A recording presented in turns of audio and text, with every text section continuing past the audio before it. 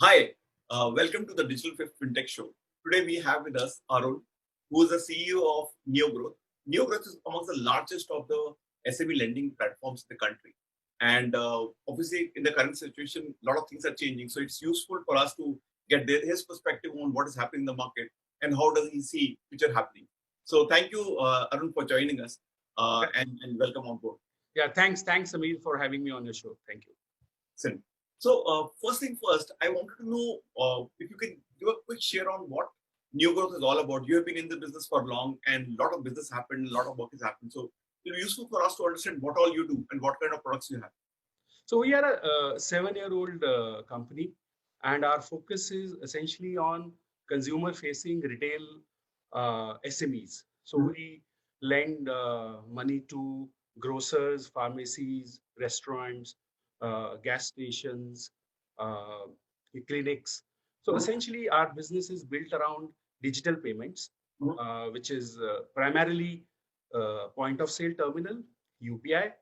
and based on the data which we look at the application level for on the digital payments for our clients, we are able to assign a risk exposure to each of these clients. Mhm. So we have a balance sheet of around 1400 crores, Mhm. uh, around 20,000 customers, uh, spread across around 28 cities in the country. So fairly a large, well diversified business on in the retail SME lending space. Okay, and in terms of products, I think you have all varieties. So, what? How can you specify a bit of your products, So please? our products are essentially meant for short-term working capital needs of our customers. Some of the money get used for expansion. Maybe a restaurant wants to buy a freezer, or somebody wants to do a little bit of renovation in the shop. But largely, the money is meant for working capital. Our products, lending products, are short-term in nature. So we lend somewhere around 18 to 24 month kind of a tenure. And but one of the unique element of our business is that we collect money on a daily basis. So the Uh, moment sales happen at the outlet, a part of the money comes to Neo Growth as an installment for that loan. okay, and almost all of your loans are of that kind. 95% of our loans of that nature. In some cases, the client will expect you to ask for a payment once in a week or once in a fortnight. But 95% of our customers are daily repayment. Now, in fact, one of our client was actually looking at the payment cycle, which is varying with each dairy they have partnership. So I kind of understand the need. No, it works very well for our customers. Say, for instance, you extended a loan amount to a customer where the monthly debt repayments are around 30,000 rupees. Mhm. But instead of 30,000 on one particular day of the month, if you charge the customer 1,000 rupees a day, it's a lot more easier for the client to pay. I agree, and I And agree. We yeah, don't even have to get into that Nash setup and all, right? Because it is coming directly from the payment structure itself. So no, you have, here also there is a uniqueness in our model. A large part of our repayments come through POS terminals. So we partner with the merchant acquiring organizations. They deploy the terminal at a merchant place. Mhm. Money comes to us first. We deduct our installment and give the money back, the rest of the money back to the merchant. Oh, So even in a scenario like a lockdown, we're still getting money from the terminals as collections. not bad, not bad. So the moment the transaction happen at the retail outlet, the amount comes to NeoGrowth. Oh, okay. So, given that there's so much of chaos in the market, and then there's a moratorium, and there is obviously a bit of a bleak future. A lot of guys are saying in some segment for sure. What is the sort of permanent kind of behavior do you see in the customer side? I mean, what will happen now in going for future? Future, will they pay the money, or how's the trend you see right now? And maybe is there going to be a permanent change in the customer behavior? See, I think there are two kind of customers we're talking here. One is our borrower, which is the SME, business, and second in the customer of the customer, right, the consumer. I think that there will be a shift in the consumer behavior. It's going to be a low touch kind of a business environment. So you will have discretionary expenses coming down, is what our assessment is. However, it's too early to predict how what kind of a shift is going to happen in the consumer behavior.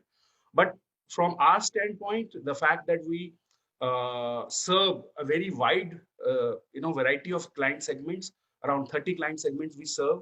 Large part of that are kind of necessary products like grocers, pharmacies, clinics, and some part of that is discretionary. We see that there will be an impact or some mix change in our portfolio. It's very difficult to quantify right now that how is the shift going to be. But our business, as I said, is linked to the consumer behavior and the purchase at the merchant outlet. Fundamentally, that shift doesn't materially change the underlying risk of our clients. However, some clients will go through a low demand kind of a cycle, and those that portfolio we have to manage it proactively. No, I think if you're a lending business, those are troubles you have to go through every time something. Yeah. In fact, this time, not just lending, every segment has its own set of rules, right? So, right. Yeah. So, next question from my side would be, let's say, obviously, the situation has changed. How have you reacted to it? How have you come to terms with the situation? That will be good for us to understand. What exactly are you working on? See, our focus has largely been around number one, our employee safety. We have around 1,000 employees who work for the company across 25 plus cities. So employee safety was the first priority. Second element has been around business continuity. Whether you can serve your client needs in this kind of environment. So these two things were the most critical part of our action plan to how to handle this situation. On the corporate side, our focus has been on building our liquidity. Efforts were around, how do you increase your liquidity reserves to manage the uncertainty in the environment. And these three have been critical components of our business, at least from the internal focus point of view. From client point of view, I think one thing has been on the top of our agenda has been how do you engage with your customers, right, in this period. So even before the RBI announced the moratorium scheme, we were in touch with our clients, and there were multiple clients who were writing to us about their inability to, pay daily installments. As I mentioned to you, our product is around daily installment. So we've been working very proactively with our clients. Around a large part of our clients have opted in for a moratorium.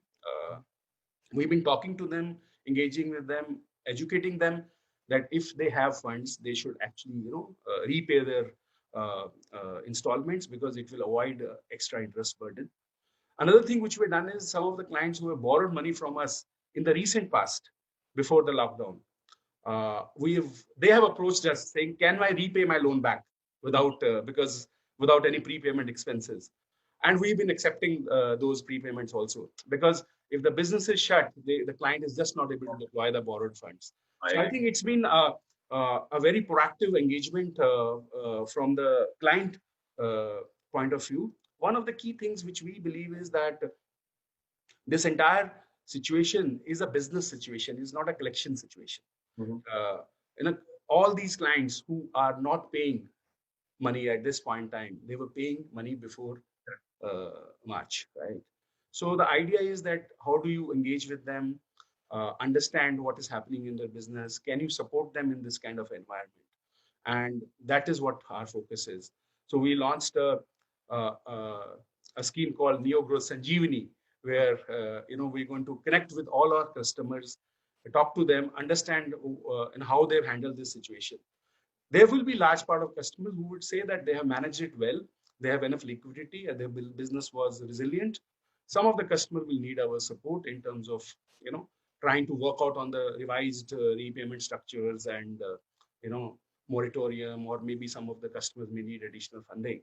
So all that has been put together into a scheme which I mentioned as Neo Growth Sanjeevani. We're going to, the moment the lockdown gets lifted, we're going to connect with each of our clients and see how we can help them. Okay. And do you see, with so much of flux, is there a new, possibility of maybe new innovation to come through? Anything which is obviously you don't have to share the details of it, but do you think there is an opportunity to do something completely new now because customers are different now? See, customers will be the same, but the behavior will be different, of course. And I think understanding the client needs, their working capital cycles may be very different. Right. As I said, we primarily fund for the working capital. So we have to actually recalibrate our risk models. The existing risk models may not be fully valid. The existing scorecards or the algorithms we have may not be valid, because this is an event which is not factored into in any of the equations, right? So we have to actually recalibrate our approach. I think it will be a lot more digital than what it is today. But from risk management point of view, I think it will perhaps maybe a little bit more of a judgment than data, because the data till February will not reflect the loss predictability. So it's going to be quite a bit of a change in the way we used to operate earlier. So the operating rhythm is going to change for sure. Maybe a slightly awkward question. So, since you are large and well-funded startup, would you have any advice for smaller startups who are right now caught into awkward situation? What do they do? Can they partner with larger ones? What exactly can they do?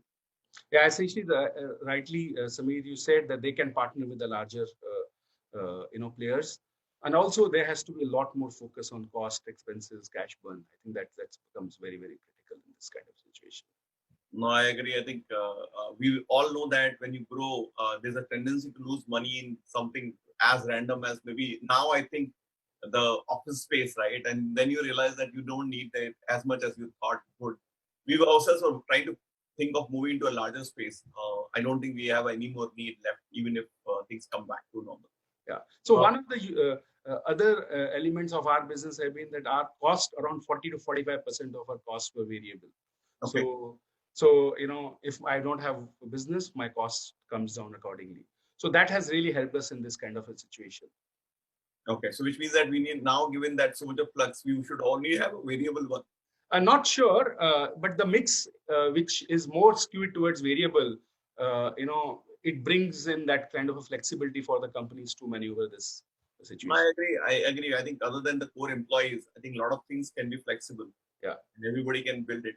So maybe the last question from my side is that given the so much of flux, what should employees do? They're on one side, they're a bit worried on what will happen to them, and second time side is also they have to contribute more to the company, because right now company expects more from them. So how do they sort of get ready for the future? Yeah, I think it's about aligning with the shared vision of the organization. In a normal scenario, there are functions. There's a sales function, underwriting function, collection function, technology, operations. Currently, every organization is going through a situation where it's about managing the risk which you have in your portfolio. And I'm not talking about in a framework of collections alone. I'm talking about client engagement. How can you support the entire ecosystem within the organization to achieve a common goal? That how do you manage your client relationship in this point of time to bring the portfolio value at risk to a lower level? I think that is very, very critical. So every employee in our company is currently focused on how do I manage this situation. So it's about aligning the goals of every individual with the shared goal of the organization. And at the same time, we are keeping an eye on when the things normalize, which they will. How do you go back to your normal operating rhythm? No, I agree. I think normal curve is very awkward now, because all of us built our own business models and the growth strategy, I think December, January, February, and then suddenly everything is now rebaseline. So yeah. I think thanks Arun, for sharing your insights, and thanks for joining us. I think I'm sure my audience will love it when they hear this. Thank you. Thank you so much for having me, Sameer. Thank you. Thanks, Arun. Thanks.